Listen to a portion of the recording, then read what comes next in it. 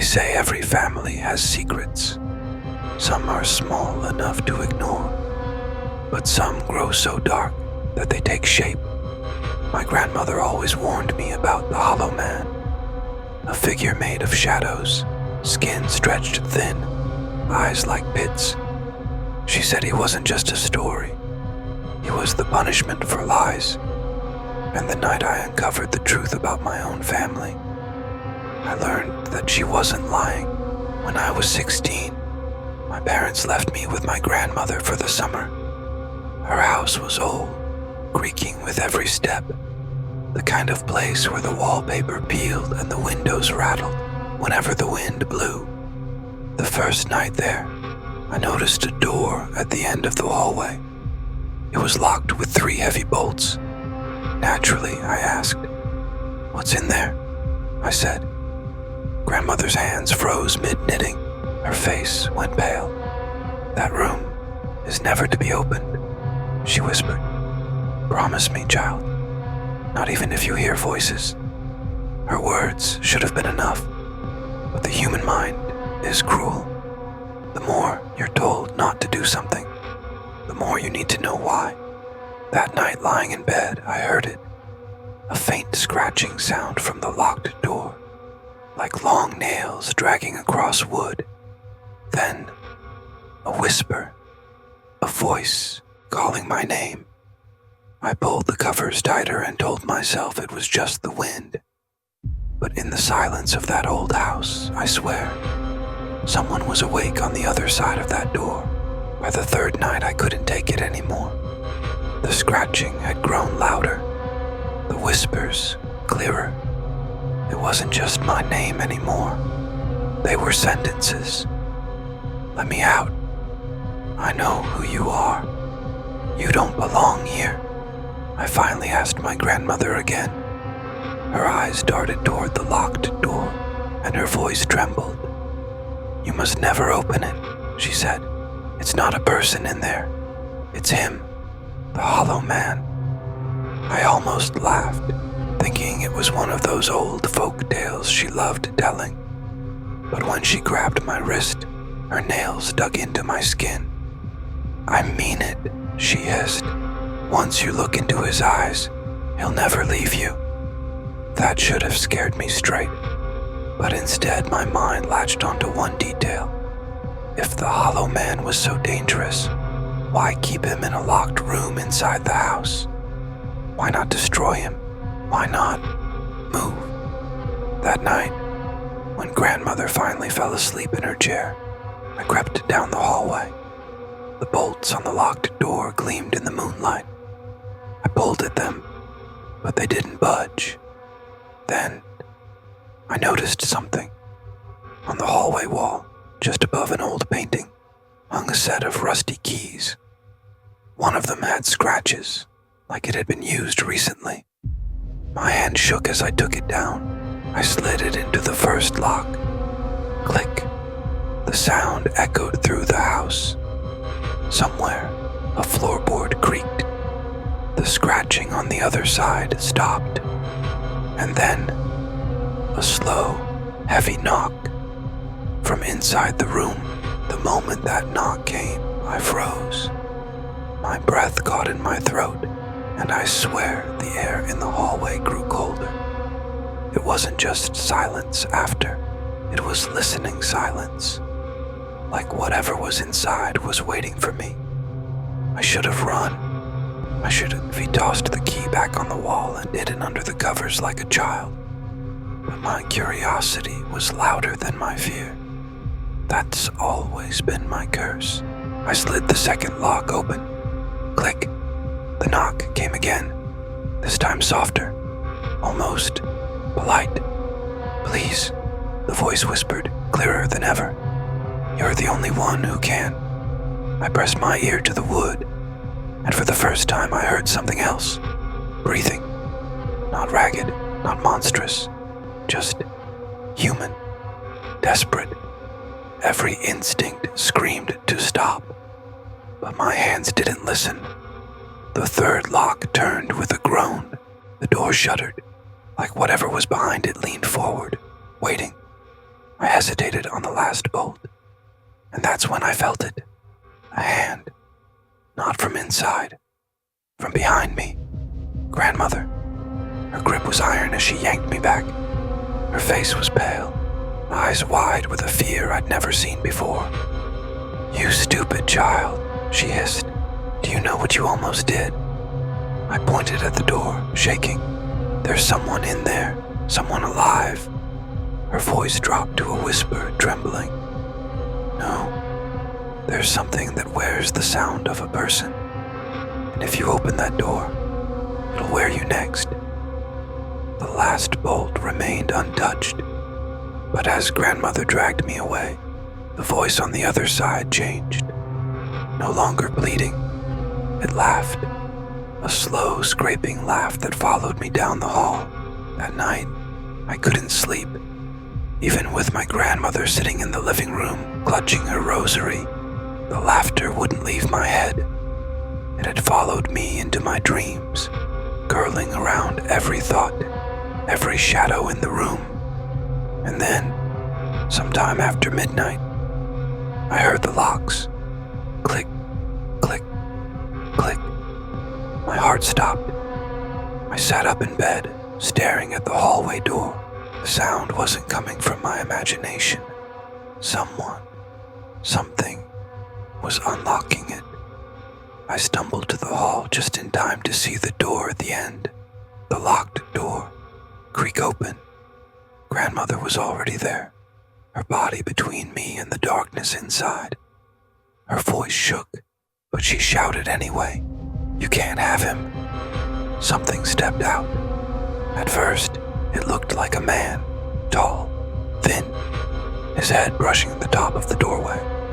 But as he moved, his body seemed wrong, like his arms and legs were bending in ways bones shouldn't, like he was stretching into the space around him. And his face, God, it wasn't a face at all, just a smooth, pale skin. No eyes, no mouth, yet the laughter still poured out of him, filling the hallway. The hollow man. He tilted his head toward me, though he had no eyes to see. And then, slowly, his skin began to ripple, as if something inside was pressing against it. Shapes forming. A nose, a mouth, eyes, my face. He was shaping himself into me. Grandmother shoved me back toward my room, her voice breaking. "Run!"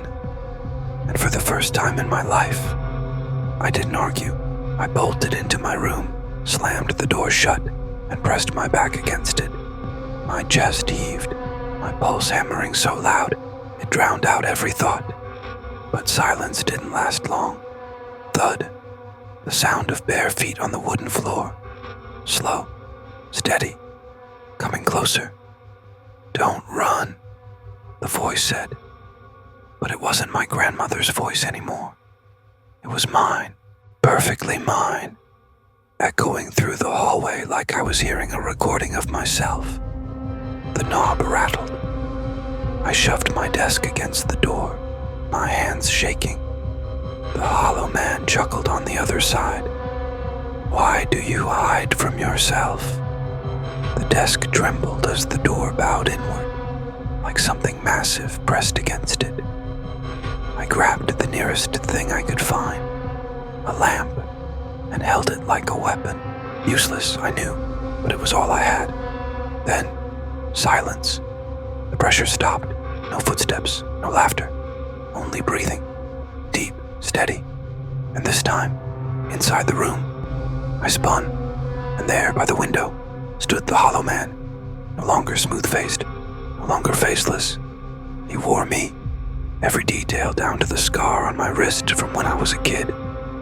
I was staring at myself, only taller, stretched too thin, with a smile that was just a little too wide. "See," he whispered in my voice, "we're the same." And then he moved, faster than I thought possible. He lunged. I swung the lamp with everything I had. Glass shattered, sparks flew. But the hollow man didn't even flinch. His hands closed around my throat, cold and dry like old paper. I gasped, clawing at his grip, staring into my own stolen face. The smile never broke. "You don't belong here," he said in my voice. "You belong in me." My vision blurred. Dark spots bloomed at the edges. I kicked, thrashed, but he only pulled me closer, like he wanted to fold me into him. And then, a crack, the sound of wood splitting. Grandmother, frail and shaking, stood in the doorway with a fire poker. She struck him across the back, screaming words I didn't understand. A prayer, maybe, or a curse. The hollow man staggered. His grip loosened just enough for me to tear free, collapsing to the floor, gasping for air. His head twisted around, too far, unnaturally, locking onto her. And in my voice he whispered, "You can't keep me locked away forever." He lunged. Grandmother didn't move back. She raised the poker like a cross, her lips still moving, still chanting. The hollow man hissed, skin rippling, his stolen face melting back into blankness. The air grew heavy, thick, as if the whole house was holding its breath. I knew, in that moment, this wasn't a fight I could win. Not with fists, not with weapons. There was only one way. I had to leave the house. But to do that, I had to get past him. The house shook with a sound that wasn't laughter anymore. It was a roar, low, vibrating, like every wall and floorboard carried it. The hollow man's shape flickered between forms, sometimes blank, sometimes wearing me, sometimes taller than the doorframe itself. "Go!" Grandmother shouted, her frail body planted between him and me. Her eyes locked on mine. "Don't look back." I wanted to argue. I wanted to drag her with me. But the look in her eyes told me the truth. She wasn't going to survive this night. I ran. Down the hallway, past the whispering walls, past the door that should never have opened. Every step felt like the house itself was fighting me. Shadows reaching, floorboards buckling. Behind me, the hollow man's footsteps thundered. Too fast, too close. He wasn't chasing. He was closing in. The front door loomed ahead, and for the first time since childhood, I prayed. "Please." I grabbed the knob, and it turned to ash in my hand. The door crumbled away, revealing not the porch, not the night sky, but a black corridor stretching on forever. A hallway of doors, each one identical to the one I had just unlocked. And from every door came scratching. The hollow man's voice slithered through the dark. "Run all you like. Every door leads back to me." I staggered back from the crumbling doorframe, my lungs burning, my mind refusing to believe what my eyes saw. A hallway that should have led outside now stretched into infinity, lined with doors identical to the one I'd just unlocked. Each door trembled. Each door whispered, "Scratch, scratch, scratch. Knock, knock, knock." Dozens of voices calling, begging, pleading. And then, laughter. Not just one laugh.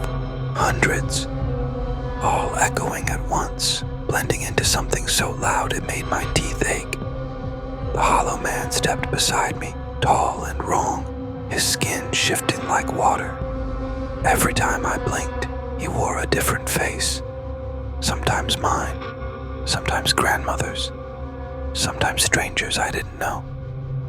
"Do you see?" he said, voice overlapping with all of theirs. "This house is not my prison. It's my body." The walls pulsed, breathing. The floor swelled beneath my feet like muscle. The ceiling dripped like sweat. "You didn't open a door," he whispered. "You opened me." My chest tightened as the realization sank in. There was no outside anymore. Every door led deeper into him. Every step I took only pulled me further inside, his endless maze of hunger. Behind me, I heard grandmother's scream. Brief, cut off too soon.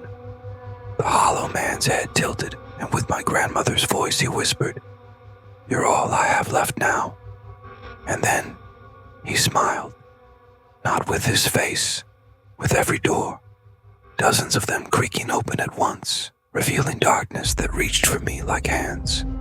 I ran, even though I knew running meant nothing, because that's what humans do when the dark smiles back.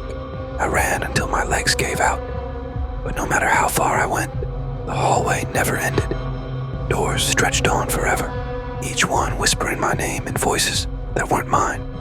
Some begged, some mocked, some cried, and one voice, my own, kept repeating, "Open me, open me, open me."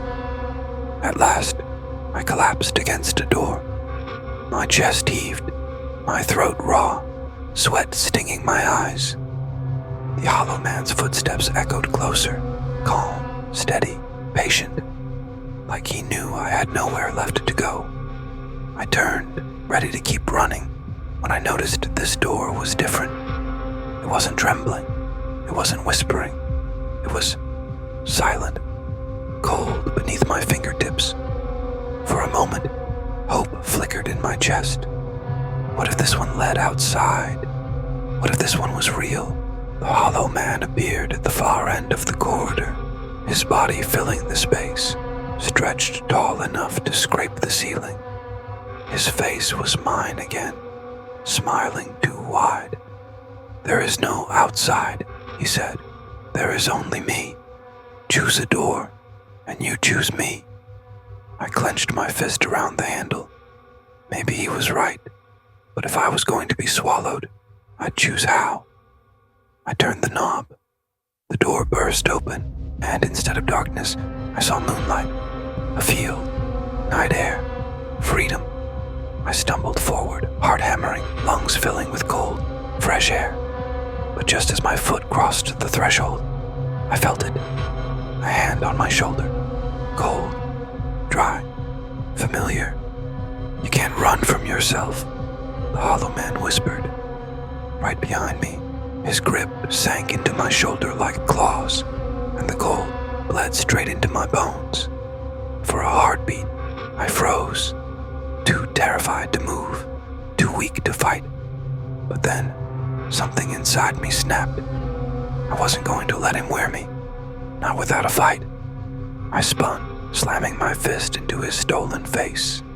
It felt like hitting wet clay, his features rippled, shifting, twisting. My own face stared back at me, bruised and bleeding where I struck. He smiled wider. "You can't hurt me without hurting yourself." And then, pain exploded in my knuckles. Skin split, blood dripped. The wound appeared on his hand, too. I froze, realization cutting through the fear. We were bound. Every hurt I gave him, I gave myself. But that meant every hurt I gave myself, I gave him too. My eyes darted to the jagged shard of the broken lamp lying on the floor. The hollow man must have seen the thought forming in my head, because his smile faltered for the first time. "No," he hissed, voice overlapping, distorting. "You wouldn't." I grabbed the shard, raised it to my chest. My heart thundered. If I plunged it in, it would end me. But maybe it would end him too. He lunged, screaming in all the voices he had stolen. My grandmother's, mine, dozens of strangers. I drove the glass inward, white-hot pain, blood, darkness. The hollow man shrieked, his body convulsing, faces melting, stretching, tearing apart like paper in a storm. The hallway shook, doors slamming one by one, silence swallowing the laughter. And then, nothing. When I opened my eyes, I was lying in the cornfield outside the house. The night sky above me. The house. Gone. Nothing but dirt where it once stood. I was alive. But when I stumbled to my feet and caught my reflection in a puddle, The face staring back at me wasn't mine. It was his. For days I wandered the outskirts of town, too afraid to go home, too afraid to see anyone I knew. Every puddle, every window, every scrap of glass showed me the same thing. His face where mine should have been. But here's the worst part. No one else seemed to notice. When I finally worked up the courage to speak to a store clerk, she smiled politely, treated me like any other customer. When I passed a neighbor, he waved, called me by name. To them, I was still me. Only I could see the difference. Only I could feel it. Like my skin wasn't mine anymore. Like every word I spoke echoed a little too long in the air. At night, the whispers followed me. Not from the walls this time. From inside my own head. Don't fight it, they said. We're already together. Sometimes, when I close my eyes, I feel him pushing against the inside of my skull, stretching, testing, like the house was just at the beginning, and now I am the prison, and sooner or later, the locks will break. I tried to fight him. God knows I did. I prayed, I screamed, I clawed at my own skin till my arms were raw. But every day, his voice grew louder. Every night, his laughter lasted longer. And then came the mirror. One morning I woke up and walked to the bathroom. I avoided looking for as long as I could, brushing my teeth with my eyes closed, shaving by touch. But habit won. I looked up, and for the first time, my reflection didn't move with me. It smiled when I didn't. It tilted its head at an angle my neck couldn't. And then, slowly, it raised its hand, pressing against the glass from the inside. I stumbled back, choking on fear. The reflection leaned closer, its voice seeping through the glass. Let me out. You've kept me locked away long enough. I ran out of the house, out into the night, out into the cornfields where this nightmare began. But no matter how far I went, every shadow stretched too long. Every whisper sounded like mine. And then I stopped running because I realized the truth. There was no hollow man. There never had been. It was always me. The locks, the voices, the faces. They were all the pieces of myself I refused to face. And now that the doors are open, I can't shut them again. I don't know how much longer I'll last before I disappear completely. But if you see me, if you hear me laugh when I shouldn't, don't believe it's really me, because I am already gone. The hollow man is what's left. Months passed.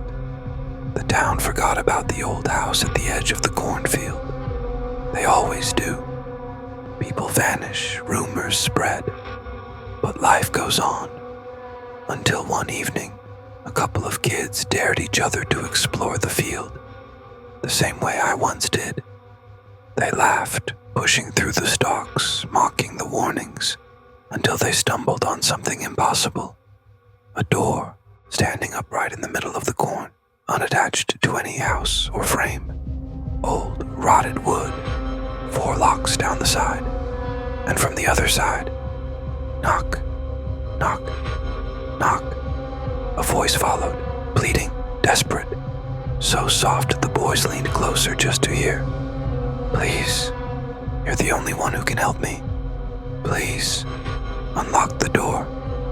The braver of the two reached for the first bolt, his hand trembling, and as he touched the cold iron, the other boy swore he heard laughter. Not from the door, not from the field, from behind him. And when he turned, his friend was gone. But in his place stood someone else, someone tall, someone thin, someone smiling with a face stretched just a little too wide. The hollow man lives on, because once you open the door, it never really closes.